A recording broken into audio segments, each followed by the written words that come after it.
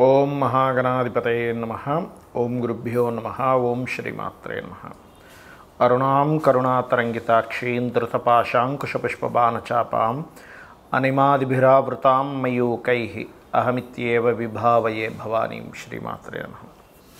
ప్రేక్షకులకి ఆ లలితాంబిక అమ్మవారి యొక్క అనుగ్రహం పరిపూర్ణంగా కలగాలని మనస్ఫూర్తి కోరుకుంటూ మనం ఈరోజు ఏ లగ్నము వారికి, లగ్నం తెలియని వారు, రాశి వారికి ఎటువంటి స్వప్నాలు వచ్చినప్పుడు జాగ్రత్తగా ఉండాలి, ఎటువంటి స్వప్నములు వచ్చినప్పుడు ముఖ్యంగా అదృష్టం కలగనుంది అనేటువంటి సిరీస్లో మనం ఇంకొన్ని చెప్పుకోబోతున్నాం.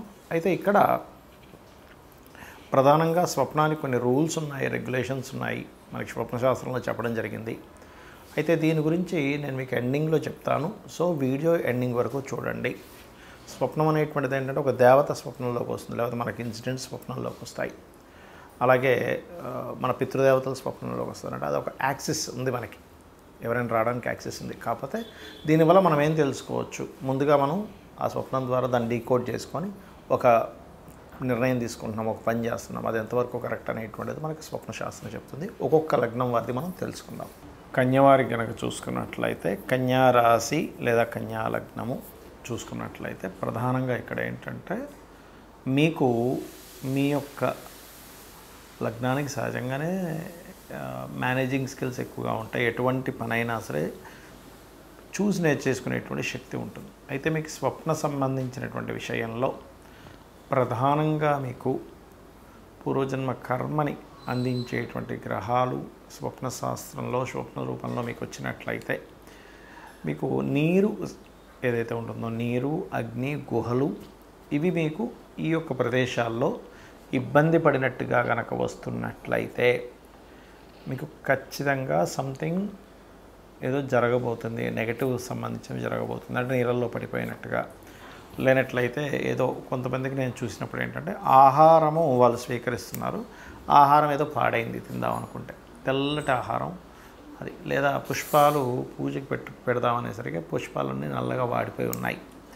లేనట్లయితే తెల్లటి వస్త్రం మీద ఏదైనా ఒక మురికొచ్చి, అదే ఒకసారి మనం వర్షంలో అది వెళ్తుంటే పక్క నుంచి ఏదో కారు వెళ్తే మనకు పడుతుంది, అలాంటిది ఏదైనా అంటే తెల్లటి వస్త్రాలు, నీరు, ఆహారం ఇవైనా దెబ్బతిన్నట్టుగా వచ్చినా, లేదు అన్నదమ్ములతో లేదా అక్క చెల్లెలతో సిబ్లింగ్ వరుస వాళ్ళతో గొడవలైనట్టు వచ్చినా కొంత జాగ్రత్తగా ఉండాలి.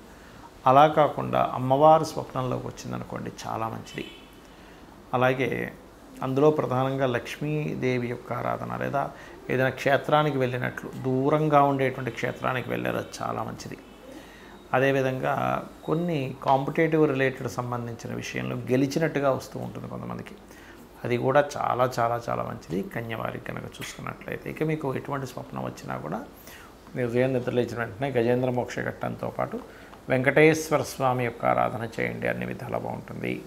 ముఖ్యంగా స్వప్న శాస్త్రానికి ఉండేటువంటి రూల్స్ అండ్ రెగ్యులేషన్స్, మనకి శాస్త్రాల్లో చెప్పినటువంటి అంశం ఏమిటి అనే విషయాలు తెలుసుకుందాం.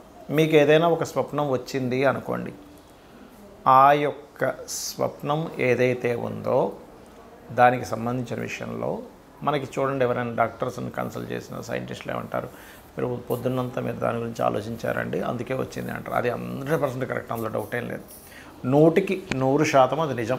కానీ మనకి శాస్త్రాల్లో చాలా స్పష్టంగా దాని గురించి ఒక క్లారిటీ ఇచ్చారు. ఏంటంటే మీరు చూసింది, మాట్లాడింది, అనుమానించింది, అదే పనిలో ఉన్నటువంటి అంశాలు ఏవైతే ఉన్నాయో అదే మరలా మీకు నైట్ స్వప్నంలోకి వస్తే అది స్వప్న శాస్త్రంలో దాన్ని పెద్దగా పట్టించుకోవాల్సిన పని లేదు, డీకోడ్ చేయాల్సిన పని లేదు. అంటే ఎలా అంటే ఇప్పుడు జూకి వెళ్ళారు, పాములు కనబడ్డాయి, అమ్మో పాము స్వప్నంలోకి వచ్చిందంటే సంబంధం లేదు. లేదా ఏదో మొత్తం ఫైర్ అయిపోయింది చూశారు, అదే స్వప్నంలోకి వచ్చింది, దానికి సంబంధం లేదు. అవి చూడకుండా, మాట్లాడకుండా, అనుమానించకుండా, ఆ పరిస్థితుల్లో మీరు ఎక్కువ తిరగకుండా వస్తే దాన్ని తీసుకోవాలి. ఇక రెండవది ఏంటంటే స్వప్నశాస్త్రం విషయంలో ఏ సమయానికి వస్తే ఎన్ని రోజుల్లో నెరవేరుతుందని కూడా చెప్పడం జరిగింది. ఏమిటది అంటే రాత్రి సమయంలో గుర్తుపెట్టుకోండి, రాత్రి 9-10 గంటలప్పుడు మీరు నిద్రపోయారు, 12 లోపల మీకు వచ్చింది, అది 6 నెలల నుంచి సంవత్సరం లోపల మీకు అవ్వచ్చు ఆ స్వప్నం యొక్క రిజల్ట్ అనేది. అది గుడ్ అయితే గుడ్, బ్యాడ్ అయితే బ్యాడ్. అలా కాకుండా మీకు 12 నుంచి 3 గంటల ప్రాంతంలో వస్తాయి, 3 నుంచి 4 నెలలు, 5 నెలలు మొత్తం మీద వస్తుంది. అలాగే 3 నుంచి 5 గంటల వ్యవధిలో కనుక వస్తే 1 మంత్లో అయ్యే ఛాన్సెస్ ఉంటుంది. 5 నుంచి 6 గంటల సమయంలో తెల్లవారుజామున మీకు కనుక వస్తే అది 10 to 15 days 10 daysలో కూడా అవ్వచ్చు. నిద్ర లేస్తూ నాకు ఆ స్వప్నం వచ్చిందని వెంటనే నిద్ర లేచాను, పొద్దున్నేమో ఇప్పుడే అవుతుంది అని నిద్ర లేచాను అన్నప్పుడు మీకు అది 1 వీక్లో కూడా అయ్యే ఛాన్స్ ఉంటుంది, 2-3 రోజుల్లో కూడా దాని యొక్క ప్రభావం చూపిస్తుంది. అయితే ఎప్పుడు కూడా మీకు ఎటువంటి స్వప్నం వచ్చినా గుర్తుపెట్టుకోండి, అర్ధరాత్రి కూడా మెలకు వచ్చింది ఒక స్వప్నం వచ్చి, అది మంచి స్వప్నం అయితే ఇక నిద్రపోవద్దని చెప్తుంది శాస్త్రం. 2-3 గంటలప్పుడు వచ్చింది, చక్కగా స్నానాది కార్యక్రమాలు చేసుకొని దైవతారాధన చేసుకోవాలట. దుస్వప్నం వచ్చిందండి అన్నప్పుడు కాళ్ళు చేతులు కడుక్కొని చక్కగా మరలా మీరు మీ యొక్క ఇష్టదైవాన్ని తలుచుకుంటూ నిద్రపోయినట్లయితే ఒక మంచి స్వప్నం వచ్చి అది ఆ యొక్క స్వప్న సంబంధించిన దుష్ఫలితాలు పోతాయి. అలాగే చాలామంది తెలియక ఉదయం నిద్రలేచిన వెంటనే వాళ్ళ స్వప్నం గురించి వివరిస్తారు. అలా వివరించొద్దు అని చెప్తుంది శాస్త్రం. నిద్రలేచి చక్కగా మీ కాలకృత్యాలు తీర్చుకొని మీ యొక్క నిత్య దైనందిక కర్మలు ఏవైతే నిత్య ధ్యానము మన సంధ్యావందనము లేనట్లయితే నిత్య పంచోపచార పూజలు లాంటివి ఉంటే అవి కంప్లీట్ చేసుకొని చక్కగా ఆలయానికి వెళ్ళొచ్చి మధ్యాహ్నం భోజనం తర్వాత చెప్పాలి అని చెప్తుంది శాస్త్రం. అలాగే మీకు ఎటువంటి స్వప్నం వచ్చినా దాని నుంచి మీకు మంచి ఫలితమే రావాలి అంటే మీరు చేయవలసినటువంటిది ప్రధానంగా గజేంద్ర మోక్ష ఘట్టము చదవడం కానీ, త్రిజట స్వప్న వృత్తాంతం వినడం కానీ, చదవడం కానీ వినడం కానీ చేయొచ్చు. అలాగే ఒక నామస్మరణ రాముడిది కానీ కృష్ణుడిది నామస్మరణ చేయడం కానీ లేకపోతే రామాయణ మహాభారత లాంటివి వినడం కానీ చేసినట్లయితే 100% ఈ యొక్క దుస్వప్న సంబంధించినటువంటి ఫలితం తొలగిపోతుంది, గుర్తుపెట్టుకోండి. అలాగే ఇక్కడ ఏంటంటే ఏ స్వప్నం వచ్చినా కూడా అది ఎలాంటి ఫామ్లో వచ్చిందని గుర్తుపెట్టుకోవాలి. అంటే అలాగా మనకి స్వప్నం సర్పాలే వచ్చాయి, సర్పం కాటేసినట్టుకు వస్తే మంచిది అంటారు కానీ చుట్టేసినట్టుకు వస్తే మంచిది కాదు. ఇప్పుడు గోవు ఉంది, గోవు స్వప్నంలోకి వచ్చిందండి అంటే గోవు చక్కగా నిలబడిందండి, తెల్లగా ఉంది, నేను ఆ గోవుకి నేను నమస్కరించుకున్నాను, చాలా మంచిది. అది మిమ్మల్ని పొడుస్తున్నట్టు వచ్చింది, గోవైనా కూడా మిమ్మల్ని ఎటువంటి యాక్షన్ ఉంది అందులో అది చూడాలి. అలాగే మరొక విషయం ఏంటంటే ఇక్కడ మీకు ఉదాహరణకు ఒక అగ్ని వచ్చింది, అగ్ని ఎలా వచ్చింది, కాగడా చేతిలో పట్టుకొని మీరు దారి చూపిస్తూ చక్కగా వచ్చిందా, వేరే వాళ్ళు మీకు ఒక కాగడ ఇచ్చి వెళ్ళండి చీకట్లో ఉన్నారు కదా అని వచ్చిందా అంటే ఒకరు మీకు సహకరిస్తున్నారు.